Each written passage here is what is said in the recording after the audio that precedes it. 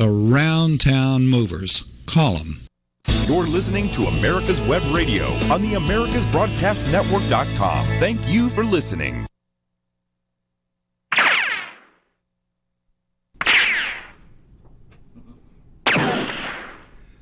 Good day, ladies and gentlemen. I am Roger B., and this is the Locked and Loaded Show on America's Web Radio. Today, we got plenty to talk about. There are so many people saying so many things. Oh, my gosh. And if you want to contribute to the conversation or give me a topic or have some criticism, constructive or otherwise, you can send me an email at roger@americaswebradio.com. And I might even answer you. Who knows? But they should be so lucky. That's right. Or you can go to America's Web Radio Facebook page right now and see the live feed. Now, as I have a face for radio, I don't know why you would want to do that, but you can hear without having to watch it, which should make you a little less disturbed. Okay, we're going to jump in right away because your black eye's better. Yeah. Thanks, Mr. Armendariz. Yes, folks, that was my fault. That's right. If you're watching, I do have a little bit of a black eye left. You know, we should have came up with a great story about I know what happened. I was walking around and ran into Mike Tyson. I called him a pussy, and he hit me. Pussy. Can we say that on the air? I don't know. Well, we just did like 9 times. I was going to go with the fake Hispanic O'Rourke tried to take away your AR-15. You know, now this is unverified, undocumented. I can't prove this, but in a private conversation with O'Rourke, I was talking to him, and I said, "Hey, Beto, want to hear a joke?" He said, "Sure, why not?" I said, "My AR-15." He gave me a very puzzled look and said, "I don't get it." I go, "That's right, and you never will." Never will. Well, you know, Roger, that I think he was just awarded the Salesman of the Year. No, he got Salesman of the Month so far. We're still working on year. I mean, Obama has had Gun Salesman of the Decade. He has put more guns in people's hands than any other president in history. And I applaud him for that. That's right. Golf clap. Yes. I applaud him for that. I thank him. He made the technology come to bear. He brought prices down finally. Now, initially, prices were high because demand was high. And as soon as the supply caught up, oh, my goodness, prices dropped. You can buy an AR-15 now. I was at a gun show this weekend. Oh, heaven forbid. And yes, they were still making you fill out forms if you bought a weapon. Something they've been doing for quite a while. Forever. And they had AR-15s for $399.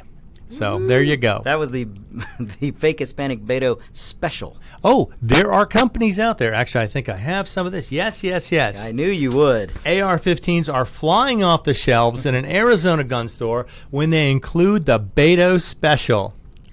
That's right. A gun store is cashing in on gun grabber Beto O'Rourke. Let's just call him Robert Beto O'Rourke by offering Beto specials on select AR-15s. And this, of course, all happened during the Democratic primary debate in Houston.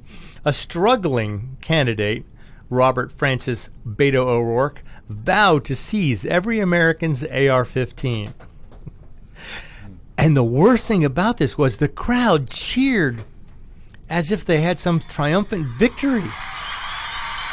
When they heard he was going to take AR-15s, they cheered. How sad is that? Do these people have any idea what the Second Amendment means? Oh, my gosh. That is absolutely crazy. Yeah, they know what the Second Amendment is, but they want to take it away. The Constitution doesn't need change. It needs to be reread, perhaps, so people understand what it means. Well, but anyway, this with his high-impact, high-velocity rounds that shreds when it hits your body, it's like, oh, come on. It's a .22 bullet. It's crazy. But anyway, so this store decided that they were going to just do something to help out gun sales. I mean, Beto got it started, and now they decided to have Beto O'Rourke specials on many of their AR-15s and AK-47s because he wants to take all those away. Now, there's also another company, I believe it's Century Arms, had a discount code that was, what was it? BETO. That's right. BETO. Beto was the discount code on AK-47s and AR-15. So if you want to get a good deal on one or get a discount, you can go to the Arizona gun store which may be a little far from some of you, or just go to Century Arms, and I believe they are still running the Beto coupon code special on ARs. Let's and sell them AKs. out, folks, because it happened the other day. There's I think it was the place in Arizona that did a special, and they were sold out in 2 days. Oh, yeah. Sold out. They said the AR-15s are flying off the shelves there. I say we put an AR in every home. Well, every absolutely. law-abiding citizen home. That's right. Every law-abiding citizen who can own one should own one. If you don't own an AR-15, and Gonzalez, I'm talking to you, you should probably buy one soon. That's right. Well, you can't say they're too expensive anymore. No, you can't. You can't. I mean, They are becoming less expensive than even a basic hunting rifle now. Not to say you can't hunt with an AR-15. You can. exactly. And of course, now also on top of that, let's see if I can find that the Congress has now passed. The Congress passed a magazine ban. Pay no attention to what I'm doing, Roger. You're Go holding it ahead. in front of the camera. Oh. But anyway, so Congress has now passed a magazine ban, and I don't know how many of you have lived through this before. Because back in 1994, they passed a magazine ban, or what they called the crime bill. It was more than just a magazine ban. It was a magazine ban on anything more than 10 rounds. It limited things with pistol grips, with muzzle brakes, with all kinds of crazy things. And it was called the crime bill. And people were I remember this, people were frantically running around trying to buy as many standard capacity magazines as they could because they were all of a sudden limited to these restricted capacity magazines. Now, the Democratic House has passed this gun control bill to limit magazines to 10 rounds.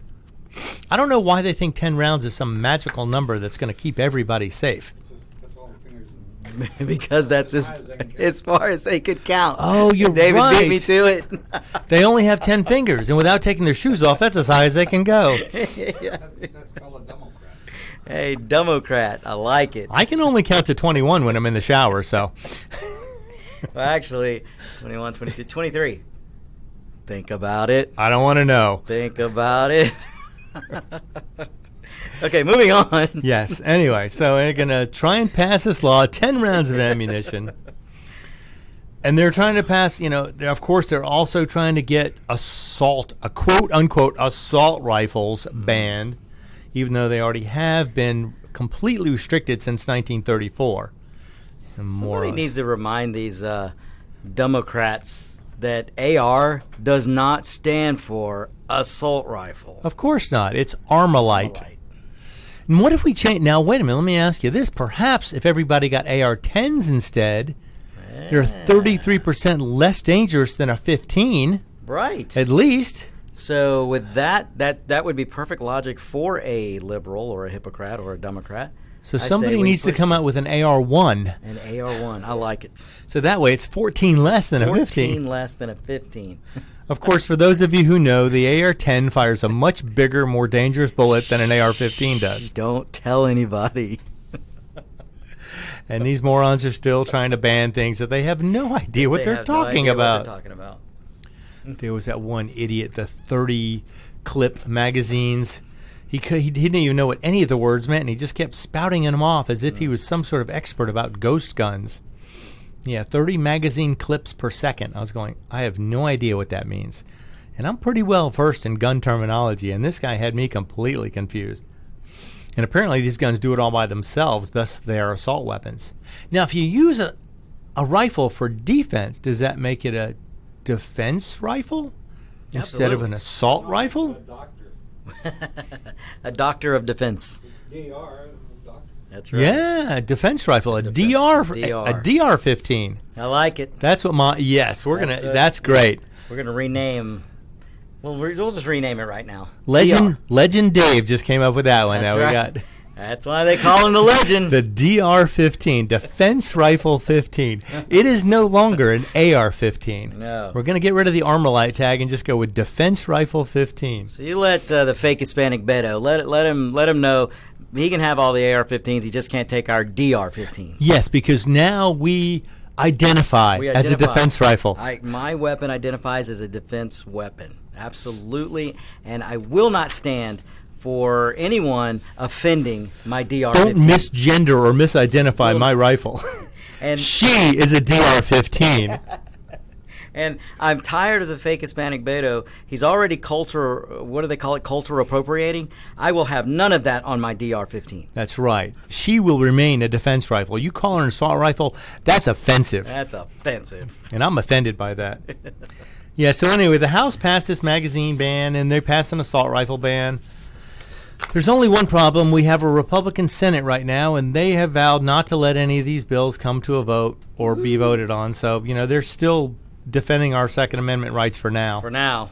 However, I do worry tremendously about any time politicians are put in charge of doing anything, because they never seem to get anything done properly, on time, or legally. We need a good old-fashioned government shutdown. That's what we need. Then they wouldn't be able to confiscate anything. Exactly. I was reading the other day that they want to confiscate like 100 million guns from or 300 million guns from 100 million Americans, and they want to go door to door and do this. And I'm like, they can't even stop a telemarketer from calling me. No, they can't. Your little DR. O'Rourke may try to impeach it. Oh, this is true too. That's the new flavor of the month. Impeach everything. Impeach them, yes. Impeach the DRs. No, he's not in favor of deporting anybody. And if my DR identifies as a Hispanic defense rifle... Hey. Right. If O'Rourke wants to deem my gun illegal, well, then I'm going to create a sanctuary city for my gun. That's right. My house will become my sanctuary city. I'm going to get my own township. There's nothing like using liberal idiocy against them. I know. They just don't. It's crazy. Like I say, the government... Roger, are you going to be able to afford the taxes? Yeah, there is that. That is coming. Yeah. They started by trying to tax ammunition. Ammo. Because, a gun without ammunition is just a club. An expensive club, but a club. Yeah. Hey, look, Roger, that we joke about it, but if the fake Indian Warren or the socialist Sanders or Babylon Biden or, God forbid, fake Hispanic O'Rourke or Spartacus Booker, if any of them got elected, then the amount of taxes that they're talking about putting on people, they're not going to stop with ammo. They'll do it's going to, I hate to think if that actually happens, how things would proceed from there. I still think voting is the best way to keep things, preserve our rights, to keep things from losing our constitutional rights.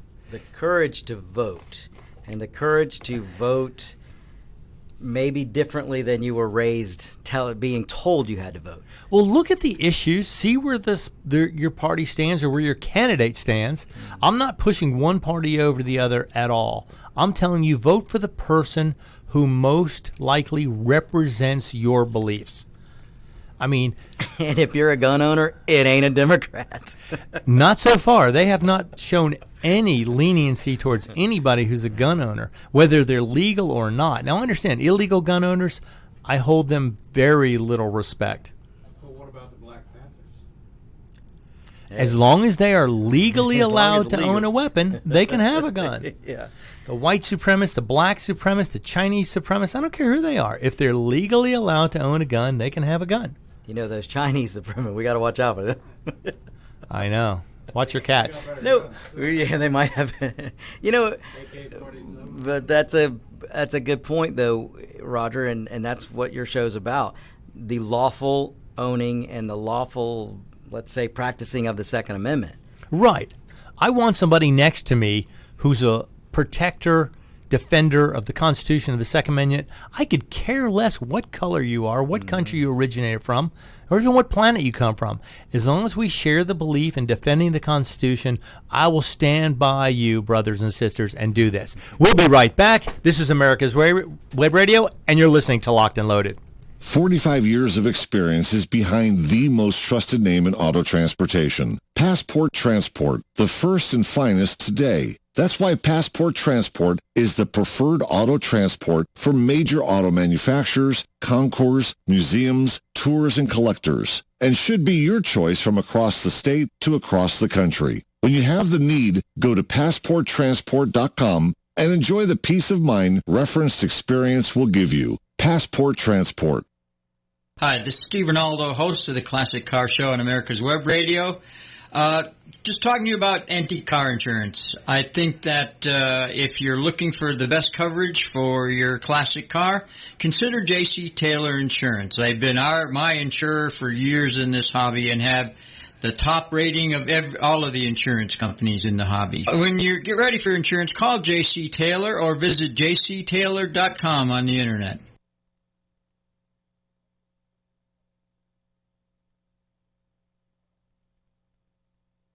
You're listening to America's Web Radio on the AmericasBroadcastNetwork.com. Thank you for listening. Hello and welcome back. I am Roger B. This is Locked and Loaded, and you're listening to America's Web Radio. And just before we left for the break, we were talking about the politicians who want to take all the guns away.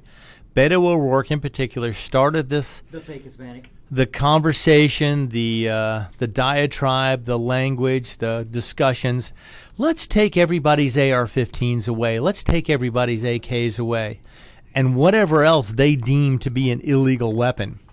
Now, just recently, this has happened in New Zealand. In New Zealand, they decided, you know what? We had a shooting. We're going to take everybody's gun away who we think is not a proper gun for somebody to own. And who made that judgment? The government. And I wonder how long it's going to be when they pass a law saying you're not allowed to have an AR-15, an AK-47, a HK-91, a G3, whatever it is, a SCAR. I could go on and name lots of these, but we're going to stick with the AR-15s, AKs as our standard baseline. Who's to say they don't start extending that to other places? Who's to say your scoped hunting rifle isn't going to be reclassified as a sniper weapon? So all of a sudden your deer rifle's a sniper weapon. Now you own a weapon of war. Oh, we're going to take that away also. Oh, your .22 pistol that you practice with?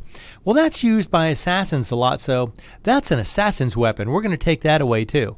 You can see where this is going. It's going to come to the realm of ridiculousness. They're going to reclassify every weapon in some way to be some horrid thing, and they're going to try and take it away. Because their goal is to take the guns away. That's their fact, that's their end goal.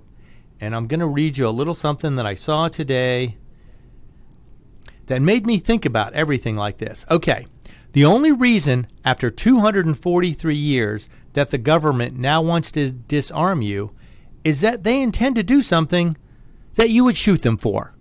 Exactly. If they're trying to disarm you, they're going to do something that you're not going to like and would get them in big trouble, and you may want to shoot them over. So obviously, they're preparing for something bigger than this. This is phase one. Take the weapons away, make people defenseless.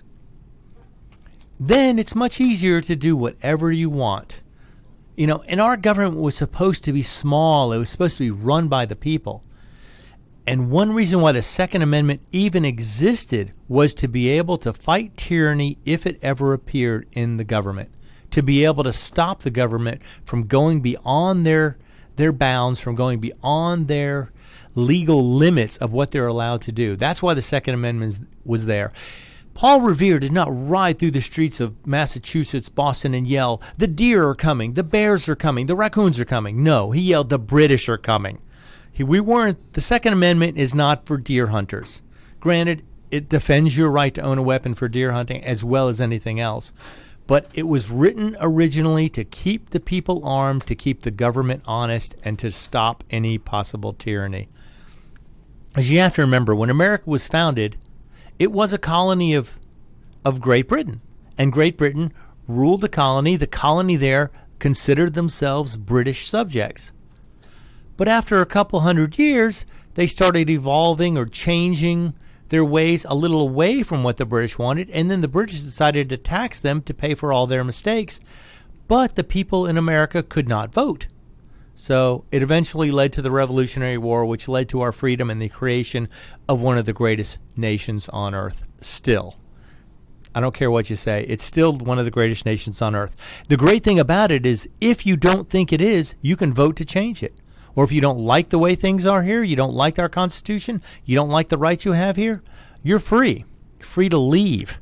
Go somewhere else. See if it's any better somewhere else. Go live in North Korea for a while. Go live on, somewhere in South America. I hear Venezuela is actually looking for people right now. They're having trouble finding enough people to grow food. So just step on up. Speaking of Venezuela, Okay. Thursday, we start 2 new shows. One at 1 o'clock that's in English, and at 2 o'clock it's in Spanish, and it's called Let's Talk Venezuelan. And it's going to be the truth about what's going on there. We've been bagged on the truth. Oh, yeah, socialism. Imagine that. Yeah, and so starting Thursday, we're going to be talking about what's happening in Venezuela. Yeah, to follow that timeline is really amazing because I think is back in the 80s, they were the 4th richest country in the world. And look at them now. They can't afford to feed their own people. People can't find anything to eat. It's amazing that would happen in a civilized, industrialized country today. But that's what happens when government gets too powerful. But you can tune into those shows and listen to the take from people who have probably spent more time there than I have. Yeah, they're both of them are Venezuelans that have come here. They've gotten their citizenship. They are citizens. And in fact, Josie Cruz, one of the lady that's going to be doing the English part of it, I think. But anyway, be that as it may, she's also going to she's running for office. Oh, okay. In the 7th district, I believe. She's running for the U.S. Congress in the 7th district? Hanky Poo. Oh, that'd be the 4th district. 4th district? Okay. Yes. So District 4. districts. Hank Johnson. Hank, yes. Hank, let's sink Guam Johnson. Yeah. It's tilting. That was just when he moved his lips. I cannot believe that Navy officer stood there and held a straight face while he was talking to that guy. Oh, that was funny. Okay, back to the guns, the weapons, the politics of guns and weapons. We'll go to Baldwin County, Alabama. It's not your average quiet morning in this suburban neighborhood. The Baldwin County Sheriff's Department report that a homeowner shot an intruder that entered the house while she was taking a bath. That's probably one of the most vulnerable places to be is in your bathroom. Either showering, taking a bath. In fact, there was a story a couple weeks ago about a guy who used his shower gun to defend against an intruder. Now, that is someplace I have not explored the idea of mounting a waterproof box with a gun in the shower yet. Although, that made me think about it. But anyway, the woman was in the bathtub and her 2 children were also in the house. Apparently, they heard somebody moving in their house, came running into the bathroom. They were obviously very scared, so the woman took it seriously. She told the children to leave the house. The children were too scared. They wanted to stay with her. Now, this presents a bit of a problem, but you know what? She went on, she found her purse, got her pistol, got her own personal handgun. Apparently, she was walking through the house trying to do some investigating, ran into the intruder, and then a scuffle ensued. They were fighting over the gun, and the homeowner managed to shoot the intruder. That's one of those crazy things where you kind of think about that. Do you know your house well enough to be able to walk around and figure out where everything is? Would you actually run into somebody if you were looking for them? Now, I don't know. I assume this was during the day if the kids were awake and she was taking a bath. It doesn't really say what time it was. And now at night, it would be a little different because if the lights were off, you wouldn't see anybody and you would have an advantage. But, after the intruder got shot in the stomach, and she'll make a full recovery. But they were interviewing her neighbors afterwards, and they were shocked because this is supposedly a quiet, nice neighborhood where things like this don't normally happen. So it's a good lesson for everybody. Even if you live in a calm, quiet neighborhood, you're never more than one crazy intruder away from a life or death situation. So be prepared. You know what? Hope for the best, but prepare for the worst. Or as they say in Latin, si vis pacem parabellum. If you want peace, prepare for war. There's no better deterrent than somebody who's armed to defend themselves, their family, to keep thugs, intruders, people who want to take your freedoms, take your things away from you, or hurt your family. No better way to defend yourself than to be armed and be your own first responder. That's right. Be the one that your family looks to when they need to be defended against intruders, against thugs, against anybody who might do them harm, take their lives, damage property. You are the first responder. Be that person. Otherwise, you have to get on the phone, call somebody with a gun, and hope they get there in time. And when seconds count, cops are only minutes away. So be your own first responder. Okay, real quick.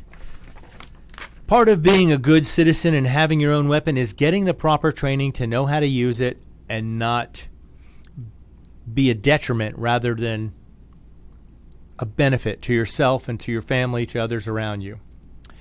Now this, accidents do happen. Everybody says that. You've probably said it yourself before. I accidentally dropped a cup of water on the floor the other night. It happens. It's an accident. However, when you're dealing with firearms, you have to be extremely careful. There is no room for carelessness, no room for error. You have to be a safe, responsible owner and handler all the time. There's no time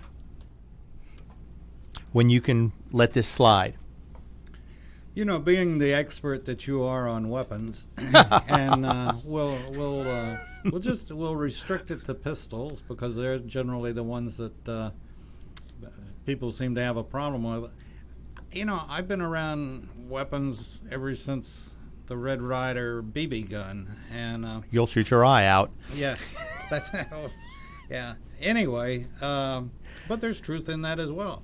But the one that I really have a problem with is the person that accidentally kills themselves while they were cleaning the gun or shoots somebody else while they were cleaning their pistol. I check, double check, and triple check to make sure there's nothing in the chamber or in the revolver. It's Yes. How do you, I've never figured that one out. Even with, and I tell people, even new people just learning to handle guns, always check it to see if it's loaded. If you don't know how, get someone to show you. And don't let them just check it and hand it to you. Get them to show you how to check it. Look for yourself. And even after you do that, don't point it at something you don't intend to shoot. That's kind of... Quite frankly, a lot of these folks, they're ripping through cleaning their weapon, and they are experienced. It's not all the ones that have just their first time users. Oh, right. And I just, I had a friend who was walking through his house. He just got his rifle back from being worked on or serviced or something. And he was walking around the house, and he was pointing the weapon at certain things.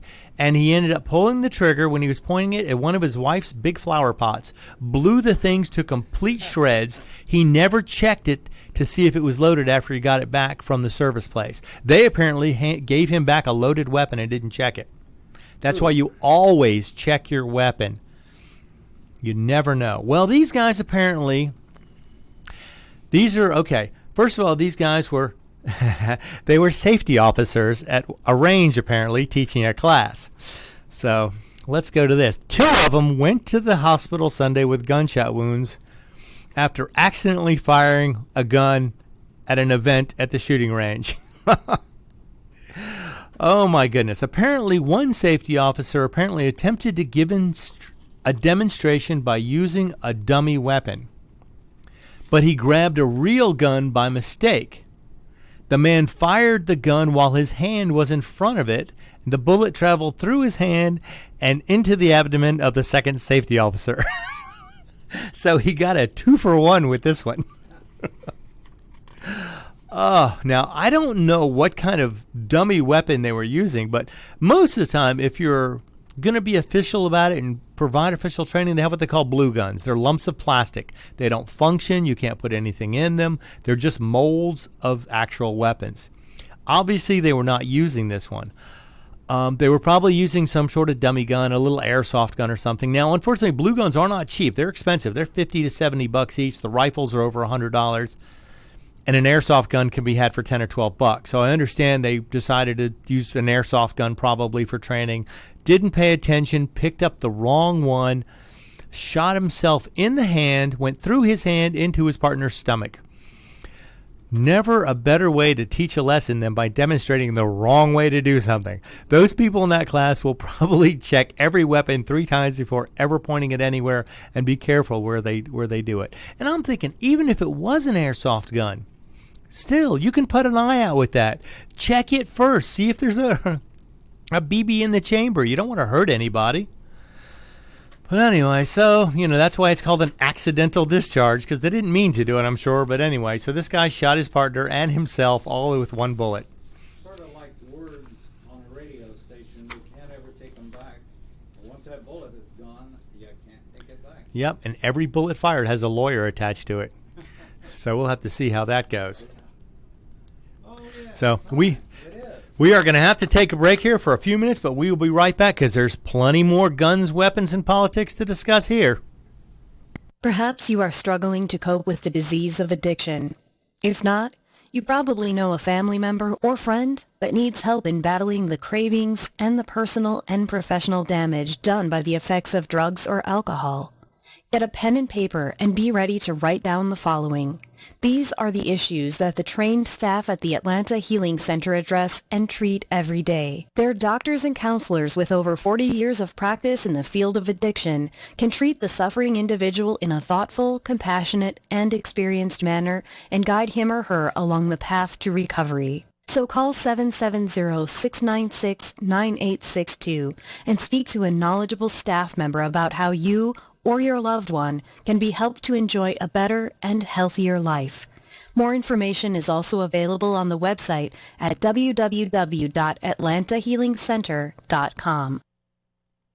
Quick Stakes, that's QUIK Stakes, are not just for surveyors. They are great for family and community gardens. Go online to www.quickstake.com or contact your local land surveying supply dealer and get you a box of Quick Stakes. You'll love them every year when you plant your garden. Again, that's Quick Stakes, QUIK Stakes, the truly preferred way to stake and identify what's in your garden now. You're listening to America's Web Radio on the AmericasBroadcastNetwork.com. Thank you for listening.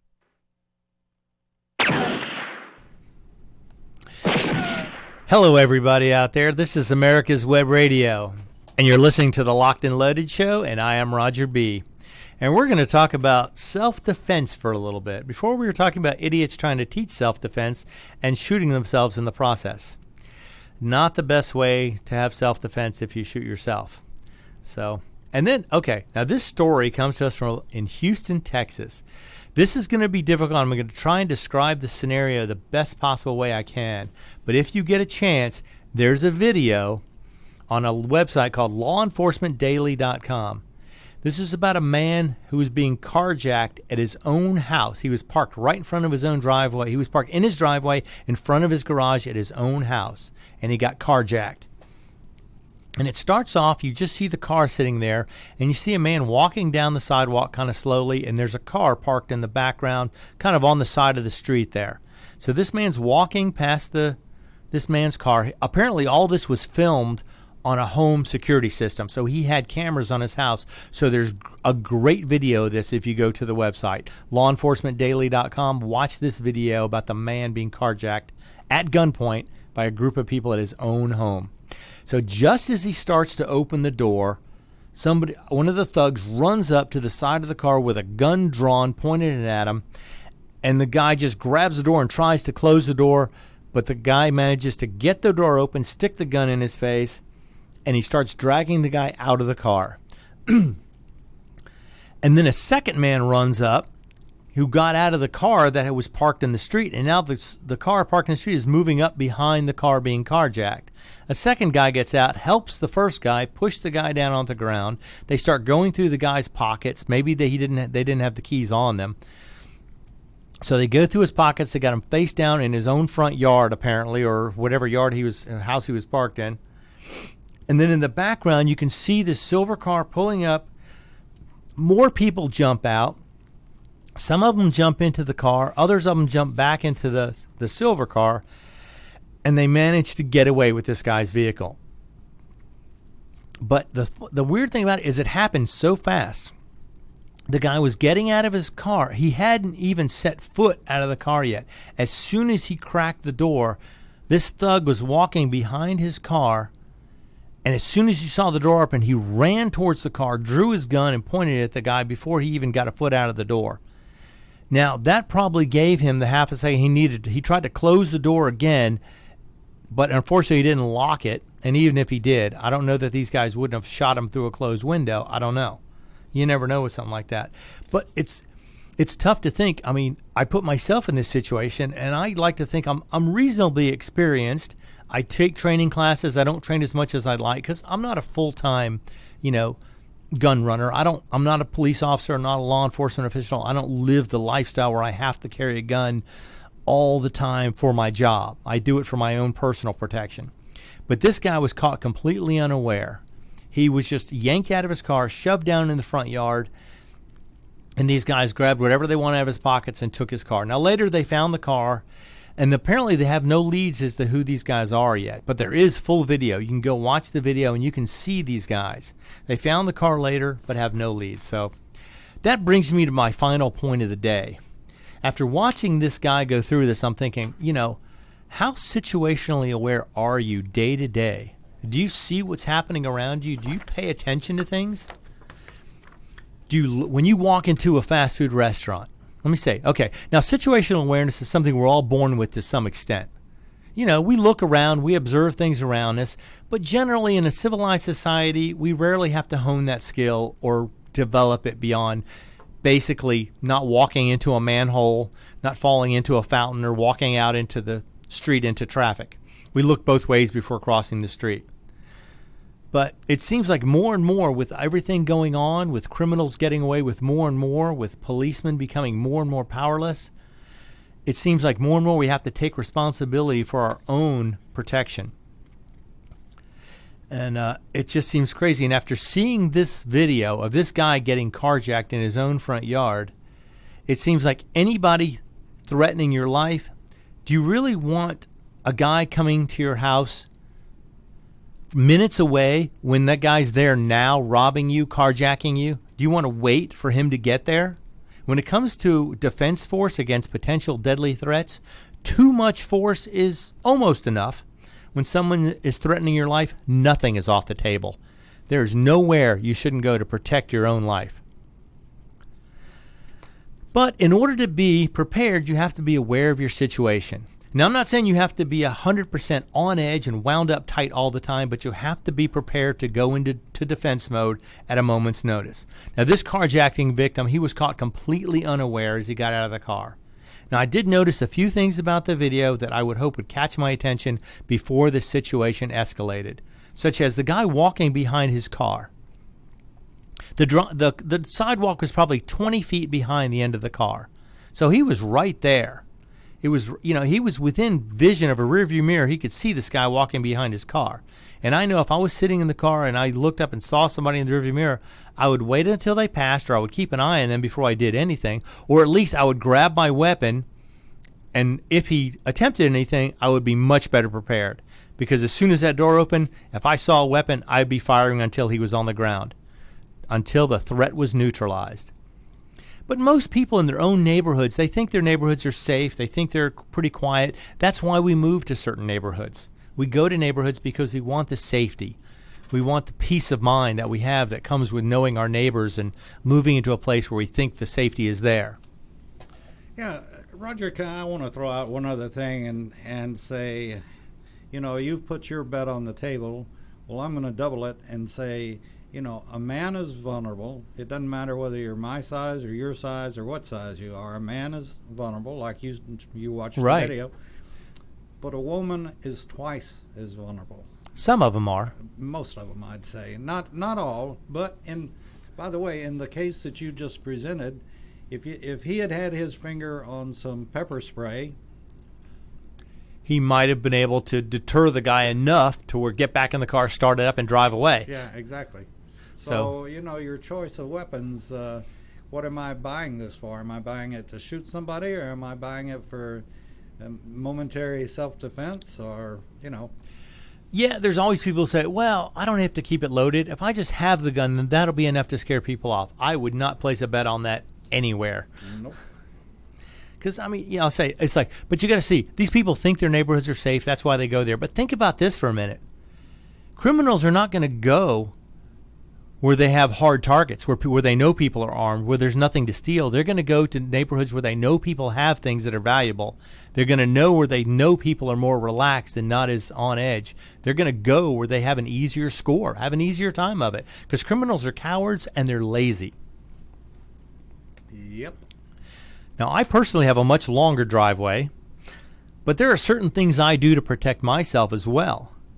And the seclusion does add some safety, but at the same time, it would provide cover to somebody who is planning on coming after me for something, who wanted to do something bad. So it has its goods and its bads. Now, there are things I do. Like when I pull in my driveway, I always look in the rearview mirror as I'm pulling in the driveway to see if there's anybody behind me, to see if anybody's following me up the driveway. Because I've got, a couple hundred feet where I would have time to grab a weapon, jump out of the car, use the car between me and whoever it was, especially if I didn't identify the car or who it was. I'm going to be prepared for that. I had that happen.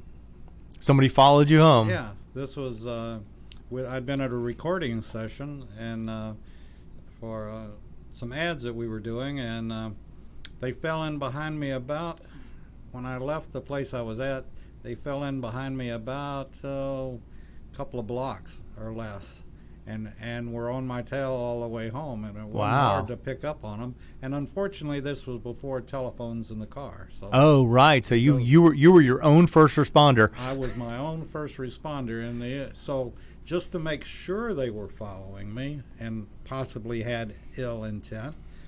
When I got to my neighborhood, I went around the block a couple of times, and they continued to follow me. Oh, so you confirmed they were coming after you. So I had just like I do now. I had a very steep driveway, and so when I got to my house, I pulled in, hit it, and got up on top of the driveway quickly, and I carried a little .25 back then.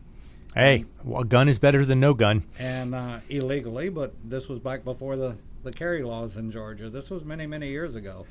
But as soon as I jumped out of the car and got in my kneeling firing position and said a few stout words and come on up and we'll see who wins. Oh, so you think there was definitely ill intent there. Yeah, I mean, you don't have somebody follow you for I don't know how many miles, but miles, and then follow me as I went around the block to make sure they were following me. Right. Now, I've had people pull in my driveway looking for something else, looking for the neighbor's house or something like that. And of course, I was prepared when I walked outside, but, they roll down the window and they're, oh, is this the so-and-so residence? I go, nope, that's next door. So I'm not just going to shoot somebody who pulls in the driveway. I'm not, Yeah. But, someone following you around the block and then coming to your house, yeah, there's ill intent there. There's no doubt about it. And the other thing is I had a brand new car. Or so a couple of months. It had tags, but it was still... Could have been a victim of a carjacking, perhaps, if you weren't so aware. I don't know. I didn't give them the opportunity, but, like I said, I think if they had... You get in a kneeling pistol firing position and... Most people are not going to go further than that unless they go back and call you first and say, oh, by the way, I want to come over and talk to you about this. Yeah. So anyway, as soon as they decided to leave, I scurried into the house quickly and didn't know whether they were going to come back and try something then. But probably got a bigger gun, too, when you went inside. Yes, sir. Went from a .25 to a .30-30. So. There we go. And a 16 gauge leaning up against the wall. So... it's a little bit early. Okay, well, I just wanted to say, be aware. Oh, it's not easy. I'm sorry. Now, there might be a difference between paranoid and prepared, but I'll take prepared every day of the week. The other thing that I'll say, too, and this goes back to, I was out of the military and all this, and this goes back to, you've got to have the mindset, am I going to use it? Oh, yeah, without a doubt. That's why training is so important. Exactly. And I had no doubt if one of them had literally stepped foot or gotten out of their car and stepped foot on my driveway, there would have been about 3 rounds going off real fast. Right. Unless they got out hands in the air trying to identify themselves, maybe. But if they come out with hands in their pockets, yeah, I'm going to start firing first. Yeah. What's the old saying? Better safe than sorry? Yeah. And, I'd rather be me safe and them sorry. So We'll be back right after this. This is Ron Camacho, host of the Business Hour, on Fridays from 10 to 11 a.m. Join me as I talk with passionate professionals on a program that profiles the best businesses, business professionals, business practices, and fascinating individuals to get an insider view of how America works. 10 to 11 a.m. on America's Web Radio.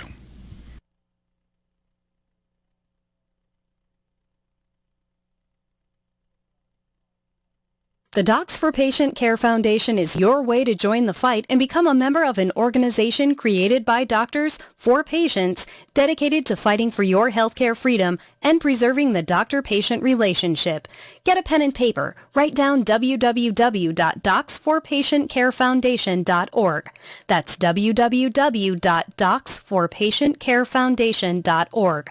Go to our site and please make a generous tax-deductible donation and join the fight today. Thank you. Hi, this is Steve Ronaldo, host of the Classic Car Show on America's Web Radio.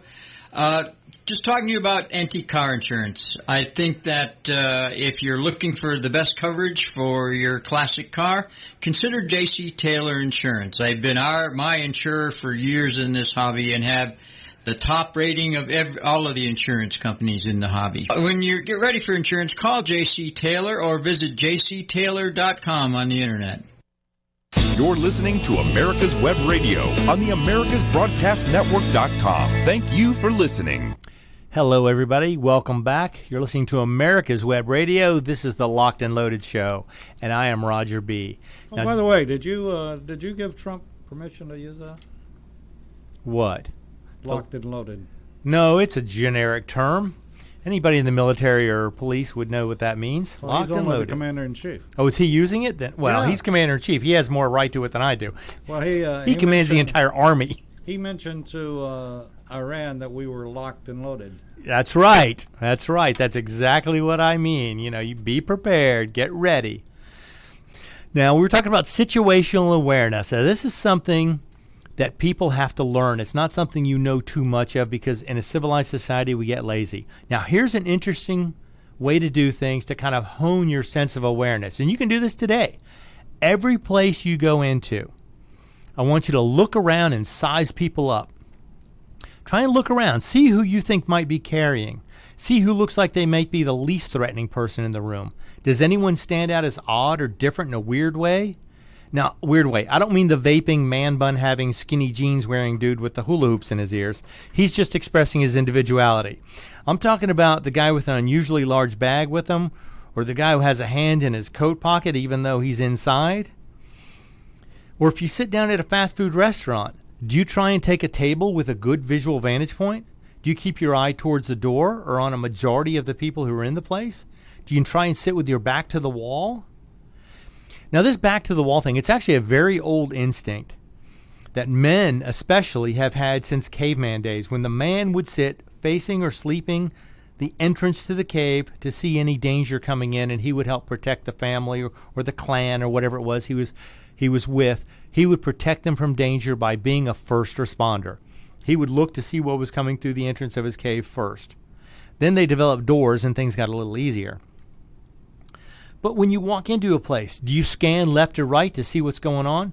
Would you notice if a robbery was taking place in a grocery store, if it was off to the far left as you walked in the store? Most stores are actually designed to have you walk in and go to the right. Do you look to the left? Do you look at everybody at the registers? Would you notice if a robbery was going on? Or would you just walk past, grab your cart or your basket, and head on and start doing your shopping without noticing? It's kind of funny, but I have friends, and when we go out, everybody tends to gravitate toward the GFS. And the GFS is the gunfighter seat. Now, you might be wondering, what in the hell is a gunfighter seat?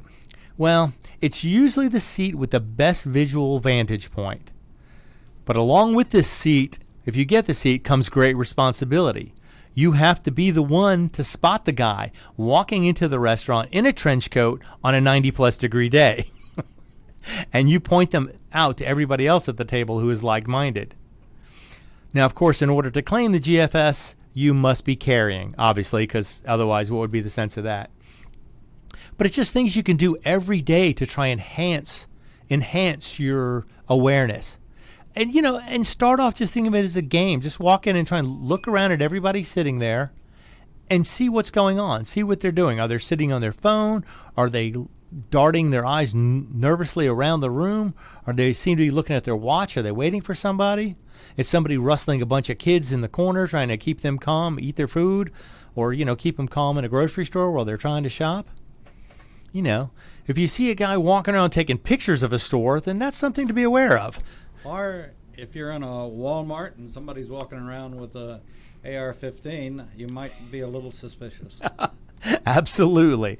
But that's the thing. If you walked into a Walmart, do you look both left and right? Do you see if there's somebody walking around with one? And it doesn't start inside the building. It starts outside. Oh, parking lots are even more dangerous than stores or restaurants. Absolutely.